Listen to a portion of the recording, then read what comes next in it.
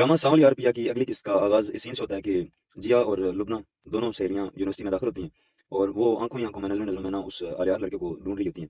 एकदम से वो उनके सामने आता है तो ये दोनों भागती हैं, उसे पीछे से आवाज़ें देती हैं लेकिन वो इनकी आवाज़ नहीं सुनता। उसके बाद वो अपनी गाड़ी पर अपनी गार्ड के साथ निकल जाता है और ये पीछे फिर दोनों आपस में कहती हैं कि इसने हमारी बात नहीं सुनी और ये निकल गया।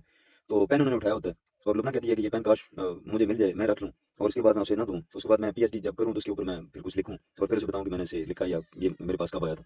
तो वो कहती है कि नहीं, ये पेन उसका है, गलती से हमारे पास रह गया तो मैं उसे वापस करूँगी। बस ये बातें होती हैं। उसके बाद सीन बदली होता है तो सावल कुर्सी पर बैठकर कुछ गहरी सोच में गुम होता है, आंखें बंद करके। तो अपनी पुरानी महबूबा को सोच रहा होता है, उसको ख्यालों में देख रहा होता है। तो उसके बाद उसका दोस्त टीपू उसके पास आता है तो पैसे देने के लिए उसे आवाज़ें 2-3 देता है, लेकिन सावल उसकी बात पर गौर नहीं करता। वो फिर जब मुखातब करता है तो वो कहता है कि मैं कब से आपको बातें दे रहा हूँ, या तो आप असलम की बातों का बुरा बना गए हैं तो या अपनी पुरानी महबूबा को सोच रहे हैं, लगता है आप उसे भूल नहीं पाए। तो आप उसे क्या याद कर रहे हैं? तो वो कहता है कि याद कर नहीं रहा बल्कि वो मुझे याद हो गई है। तो वो कहता है हर बार आप ऐसी बात करके मुझे हैरान कर देते हैं। तो इसके बाद फिर सीन बदली होता है।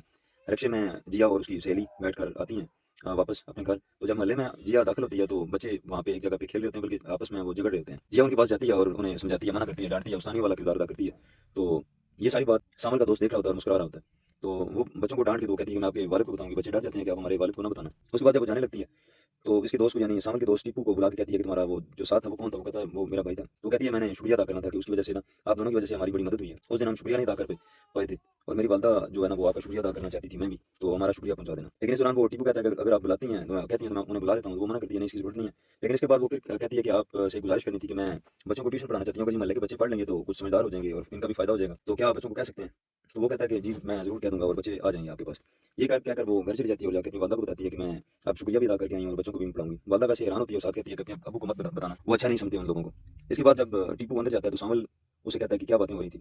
तो वो सारी बात बताता है कि शुक्रिया भी अदा कर रही थी और साथ बच्चों का भी बोल रही थी। तो वो कहता है कि ठीक है, मोहल्ले में ऐलान करवा दो, सारे बच्चे वहीं पे पढ़ेंगे। उसके बाद फिर सीन बदली होता है और अलियार पेन जो जिया ने लिया होता है उसके बारे में सोच रहा होता है। वो बार बार उसकी आंखों के सामने आती है कि कैसे उसने उसका पेन मांगा, गलतफहमी थी। और साथ वो कहता है कि या तो ये लड़की पागल है या मुझे पागल बना रही है, जो बनाना चाहती है। उसके बाद फिर वर्कशॉप का सीन स्टार्ट होता है। असलम आवाज़ देता है अपने खास करने को और उसे कहता है कि मैंने फौरन घर जाना है। और उसके बाद मैंने जिया की जो गाड़ी लगाई है उसकी टाइमिंग चेक करनी है, कोई टाइम पे आती भी है या नहीं। तो आप पैसे रख लो और मैं घर जा रहा हूँ, बाकी मैं सुबह आऊँगा। थोड़ी देर बाद दो शख्स जो हैं वो मोटरसाइकिल पे आते हैं और रोक के फिर आवाज़ देते हैं। और मुलाजिम जब वो आता है, असलम का खास मुलाजिम, तो उसे कहते हैं कि फिर इसका दुकान का वर्कशॉप का मालिक कौन है? तो वो कहता है कि मालिक तो घर चले गए, असलम नाम के हैं हमारे भाई। तो वो कहते हैं कि हम इस वर्कशॉप को खरीदना चाहते हैं, हमारा सेठ जो है मुख्तार वो खरीदना चाहता है, तो उन्हें ये कार्ड दे देना, सब नंबर इस पर दर्ज हैं तो हमसे वो रब्ता कर ले। इसके बाद वो फिर चले जाते हैं वापस। इसके बाद फिर एक सीन आता है जो सावल अपने घर में चाय बना रहा होता है, एक देगची में पानी रखता है वो चूल्हे पर। तो ये सारा सीन जिया अपने छत से देख रही होती है, क्योंकि जिया का जो छत होता है उससे सावल के घर के सहन में नजर पड़ती है। तो वो ये सारा सीन देख रही होती है और साथ वो कहती है कि आपके घर में आपकी छोटी सी छत के साथ मेरा दुपट्टा जो है ना वो वहाँ पे फंस गया, तो आप निकाल दें। आवाज़ें देती है वो जब आता है तो उसको साथ वो बताती है कि मैंने शुक्रिया भी अदा किया था आपके भाई के साथ और दूसरा मेरा दुपट्टा भी निकाल दें। फिर सामने वो दुपट्टा निकाल के देता है उसे और उस तक वो दुपट्टा पहुंचता है। और उसके बाद फिर जब दुपट्टा उसे दे देता है तो वो कहती है कि आप जो चाय बना रहे थे उसका तरीका कार गलत था, तो आप ठीक तरह चाय बनाएं। वो कहता है मैंने तो सारी ज़िंदगी इसी तरह बनाई है। वो कहती है कि इस तरह नहीं बनानी होती कि जैसे आपने सब कुछ एकदम से डाल दिया, ये ठीक तरीके कार नहीं है। पहले आप उसको तरीका बताती है कि आपने पानी डालना है, उसके बाद फिर इस तरह पकने देनी है, फिर दूध और फिर उसके बाद हस्बे जायका आपने चीनी डालनी है। तो ये सारा तरीका कार बताती है। तो वो बड़ा फिर ना मुस्कुरा के कहता है कि हमने सारी ज़िंदगी अपने तौर पे अपने स्टाइल में पी है, चलें आप स्टाइल बदली करके तो हम मैं इसको पीता हूँ। तो स्टाइल को वो स्टाइल यानी कहता है, तो एक टच देता है यानी अनपढ़ों वाला।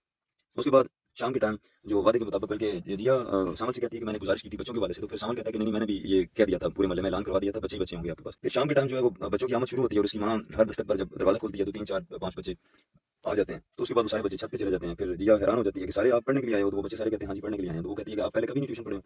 तो बच्चे भी कहते हैं हमने पहले कभी ट्यूशन नहीं पढ़ी। तो वो फिर उनको कहती है कुर्सियां तरतीब से रखें और बैठें और मैं आपको आज पढ़ाऊंगी। उसके बाद शाम को फिर जब असलम आता है यानी जिया का वालिद, तो वो उससे पूछता है कि बेटा मुझे पता चला कि आप यूनिवर्सिटी से फारिग हो गए, तो फिर आपने बच्चों को पढ़ाना यहाँ ट्यूशन आपने शुरू कर दिया, तो उसकी जरूरत नहीं थी, आपकी तालीम का अर्ज होगा।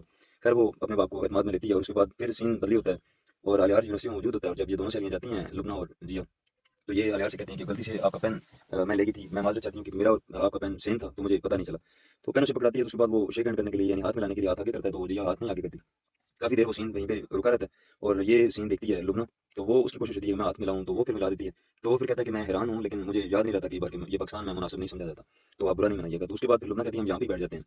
जिया कहती है कि यहाँ पे बैठने की जरूरत नहीं है, आप अपनी जगह पे बैठेंगे। तो उसके बाद वो अपनी जगह पे बैठते हैं। जब तो फासला थोड़ा सा ही होता है, फिर जिया का चेहरा भी उसकी तरफ होता है और अलियार भी उसे देख रहा होता है और उसके हाथ में पेन होता है। बस यही सीन चलता है एंड पे इस किस्त में। एक दूसरे को वो देख रहे होते हैं, मुस्कुरा रहे होते हैं और अलियार के हाथ में वो पेन होता है जो जिया ने वापस किया होता है। तो इसके बाद देखें जी अगली किस्त में क्या होता है।